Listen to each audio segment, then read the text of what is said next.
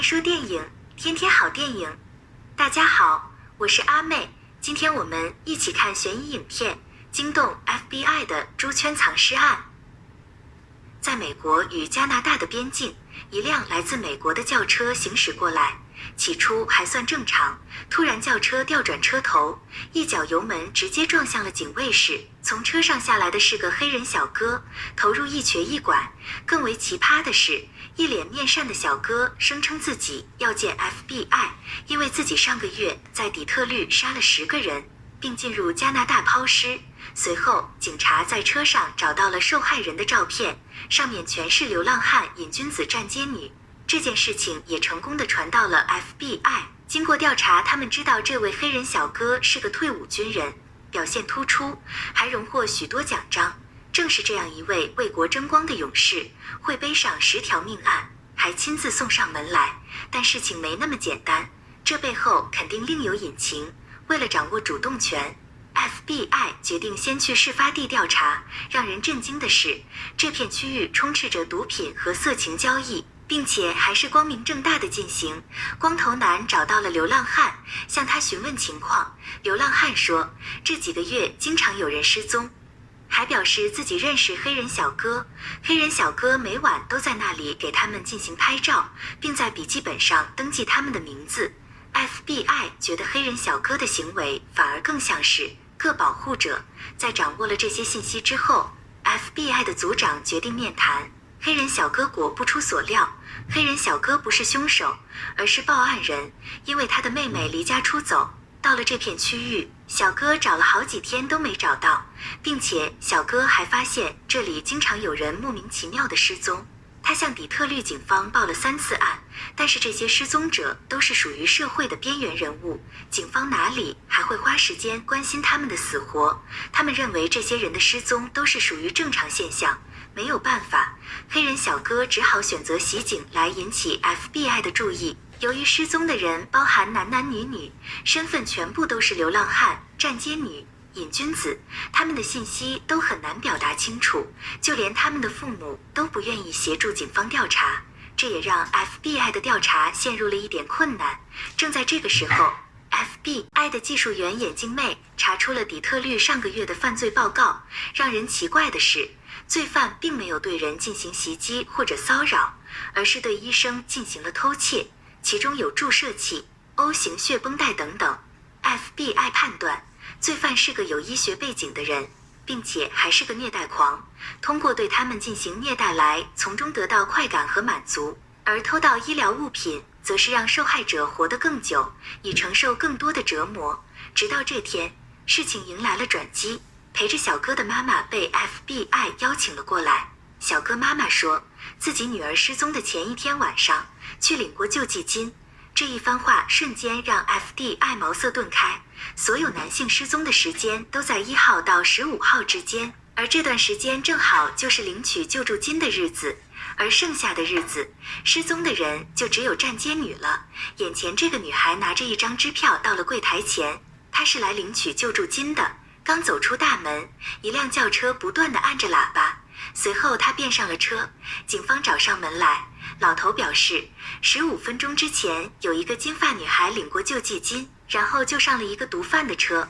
FBI 赶紧封锁所有观察，经过一番搜查，仍然一无所获。正在一筹莫展之际，黑人小哥说，在内战时期，底特律的黑奴逃往加拿大的时候，他们就会走水路，而那个跨境点就在这片区域。另一边，技术人员已经被通过调查告诉警方，这附近的一座信号塔也曾收到过小哥妹妹的手机信号。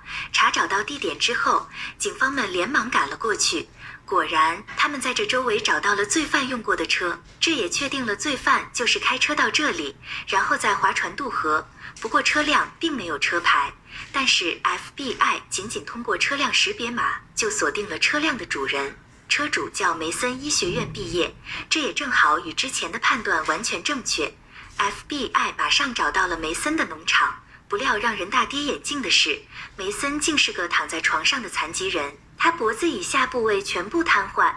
这样一个半身不遂的人，究竟是怎样犯罪的呢？就连警官都产生了自我怀疑。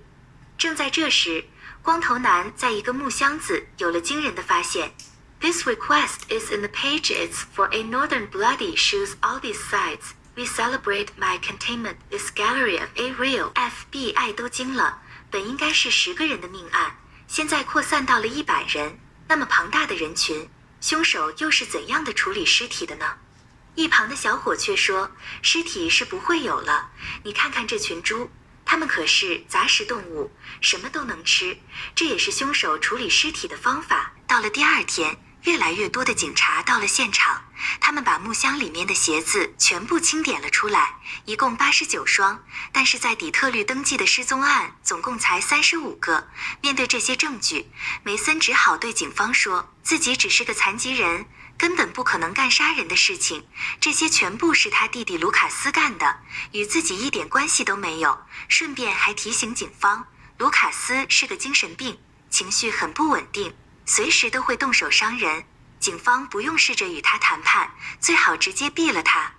另一边，小伙在仓库也有了重大发现，这是卢卡斯睡觉的地方，墙上挂着许多幅画，通过这些画的内容，小伙判断梅森在说谎，他弟弟根本不是个疯子。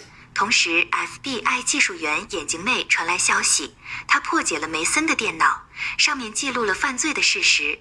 梅森想通过这些人来做实验，以此来治愈自己，可是都失败了。梅森说，他们是流浪者、瘾君子和站街女，我给了他们机会，我天天等着你去哪儿。They reviewed the society chance, referred the cure reviews. 梅森更是声称警方无法将他定罪，因为他瘫痪了有7年，根本没有杀人的能力，就算给他定罪了，按照他的身体情况，他也能过得比现在好。而自己的弟弟，他们想怎么处置就怎么处置，与他无关。